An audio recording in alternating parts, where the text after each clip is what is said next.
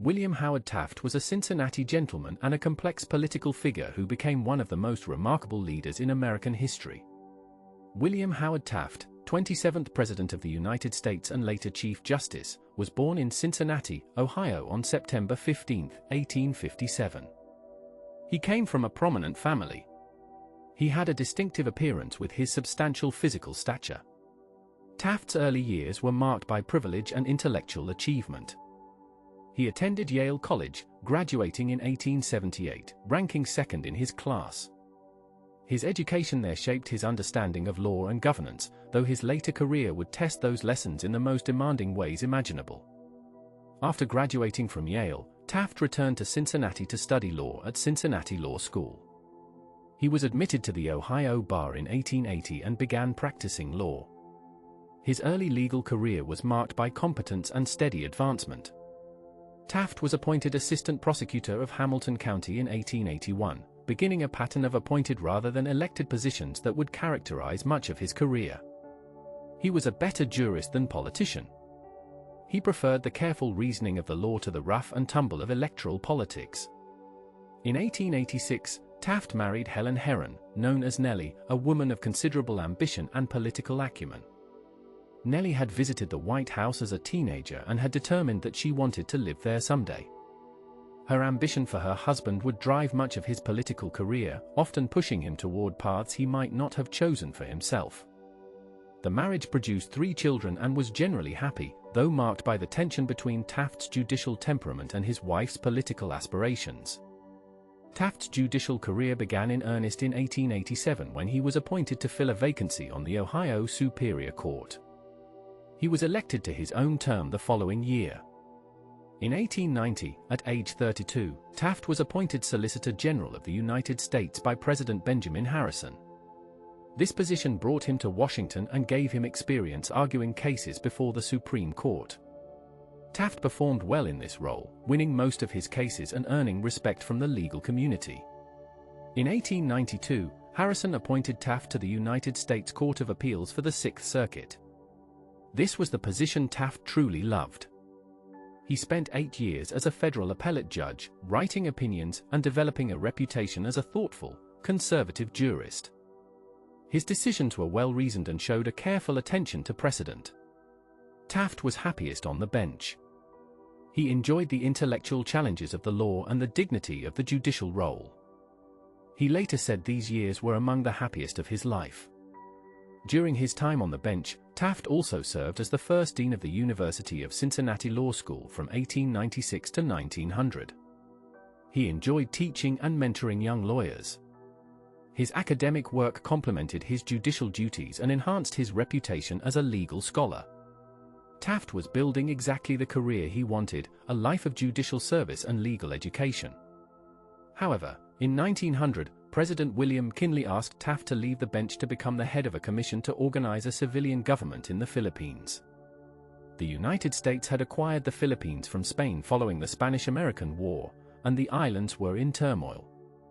McKinley needed someone with administrative ability and judicial temperament to establish American rule. Taft was reluctant to leave his judgeship, but he felt he could not refuse the president. Nellie, however, was enthusiastic about the opportunity, seeing it as a step toward higher political office. Taft arrived in the Philippines in 1900 and was appointed the first civilian governor in 1901. His tenure in the Philippines would last until 1904 and would be one of the most successful periods of his career. Taft approached the task with genuine concern for the Filipino people. He worked to establish civil government, build infrastructure, improve education, and develop the economy. He purchased land from the Catholic Church to redistribute to Filipino farmers. He established a civil service system and courts. He recruited teachers from the United States to staff new schools. Taft's administration in the Philippines was generally progressive and benevolent by the standards of colonial governance. He referred to the Filipinos as "our little brown brothers," a phrase that reflected both his paternalism and his genuine, if condescending, affection. He believed the United States had a duty to prepare the Philippines for eventual self-government. His policies were more enlightened than those of many colonial administrators, though they were still rooted in assumptions of American superiority. The work in the Philippines was demanding and the climate was difficult. Taft's weight, which had always been substantial, increased during this period. He suffered health problems related to the tropical environment. Twice during his tenure, President Theodore Roosevelt, who had succeeded the assassinated McKinley, offered Taft appointment to the Supreme Court. Twice Taft declined, feeling he could not abandon his work in the Philippines until it was complete. These refusals demonstrated Taft's sense of duty, but they also meant passing up his dream position. In 1904, Roosevelt called Taft back to Washington to serve as Secretary of War. Despite the title, much of Taft's work involved continuing to oversee Philippine affairs and managing the construction of the Panama Canal. Taft became one of Roosevelt's closest advisors and most trusted cabinet members. He traveled extensively on behalf of the administration, conducting diplomatic missions to Asia and Europe. He served as acting president when Roosevelt was away from Washington. The two men developed a close friendship based on mutual respect and shared progressive principles. As Roosevelt's second term drew to a close in 1908, the president made clear his support for Taft as his successor. Roosevelt believed Taft would continue his progressive policies. Nellie Taft was thrilled at the prospect of finally reaching the White House. Taft himself was more ambivalent. He still preferred a judicial career and worried about his fitness for the presidency. However, he could not refuse Roosevelt, just as he had not refused McKinley or Harrison. He accepted the Republican nomination and campaigned for the presidency. The 1908 election pitted Taft against William Jennings Bryan, who was running as the Democratic candidate for the third time. With Roosevelt's enthusiastic support and the advantages of incumbency, Taft won decisively. He received over 51% of the popular vote and carried the Electoral College easily. In March 1909, William Howard Taft was inaugurated as the 27th President of the United States. Nellie Taft had achieved her ambition. Taft himself faced the job with determination but without enthusiasm. Taft's presidency began inauspiciously. During the inaugural parade, Nellie Taft broke precedent by riding with her husband from the Capitol to the White House, a position traditionally reserved for the outgoing president. It was a small gesture but one that symbolized her role in pushing him to this position. Just 2 months later, Nellie suffered a severe stroke that left her partially paralyzed and unable to speak clearly for over a year. Her illness devastated Taft and deprived him of his closest political advisor during the crucial early months of his presidency. Taft's presidency was marked by significant accomplishments that have often been overshadowed by his political failures. He was a more active trust-buster than Roosevelt, bringing twice as many antitrust suits in 4 years as Roosevelt had in 7. He supported the 16th Amendment, which established the federal income tax, and the 17th Amendment, which provided for direct election of senators. He established the Bureau of Mines and expanded the civil service. He continued Roosevelt's conservation efforts, adding more land to the national forests and establishing the Bureau of Mines. However, Taft's political skills were inadequate to the demands of the presidency.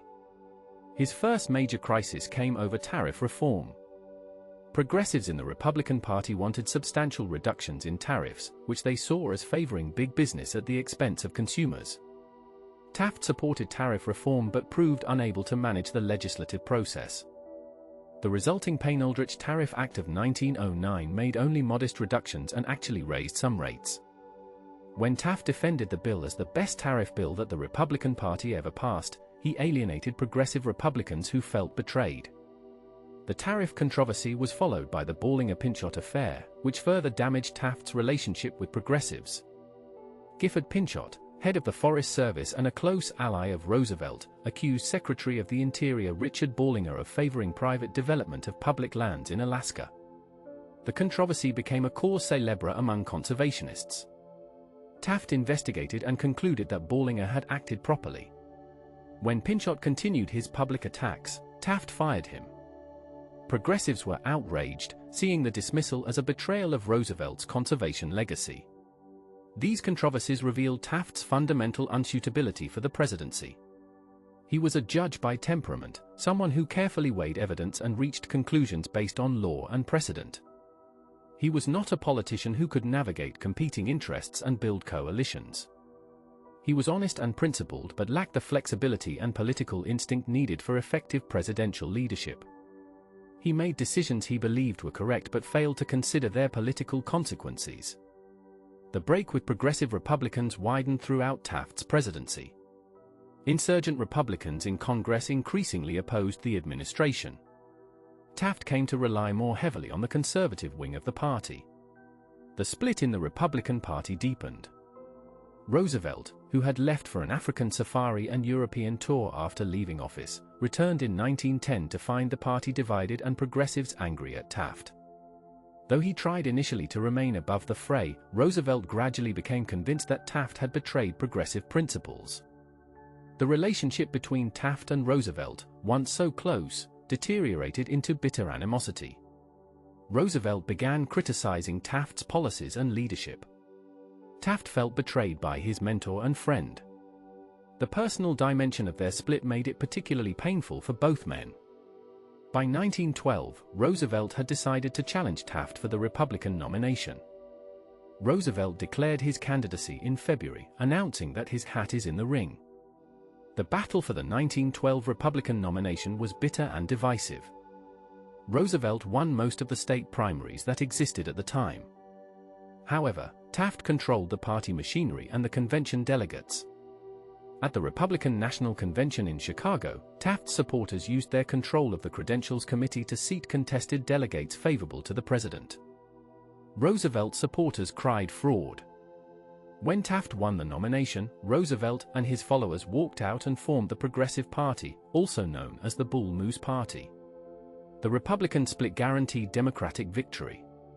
The Democratic nominee was Woodrow Wilson, the progressive governor of New Jersey. The campaign became a three-way race between Taft representing traditional republicanism, Roosevelt representing progressivism, and Wilson representing democratic progressivism. Socialist candidate Eugene Debs also ran, receiving significant support. The campaign was marked by high emotion and dramatic events, including an assassination attempt on Roosevelt that he survived. Taft's campaign was dispirited and his defeat was inevitable. He knew he would lose but felt obligated to remain in the race to preserve the Republican Party against Roosevelt's insurgency. He campaigned with dignity but without hope. The election results were devastating for Taft. Wilson won decisively with over 41% of the popular vote. Roosevelt came in second with 27%. Taft finished third with just 23%, carrying only Utah and Vermont. It was the worst performance by an incumbent president seeking re-election in American history. The defeat was humiliating but also liberating for Taft. He had never wanted to be president and was relieved to leave office. In his final months in the White House, he was more relaxed and cheerful than he had been in years. He looked forward to returning to private life and hoped eventually to return to the judiciary. On March 4, 1913, Taft attended Wilson's inauguration and then left Washington for New Haven, Connecticut. After leaving the presidency, Taft became a professor of constitutional law at Yale Law School. He enjoyed teaching and writing. He published several books on law and government. He lectured widely and served on corporate boards. He remained active in Republican Party politics, though he never sought office again. He supported American entry into World War I and advocated for the League of Nations after the war. His post-presidential years were productive and satisfying in ways his presidency had not been.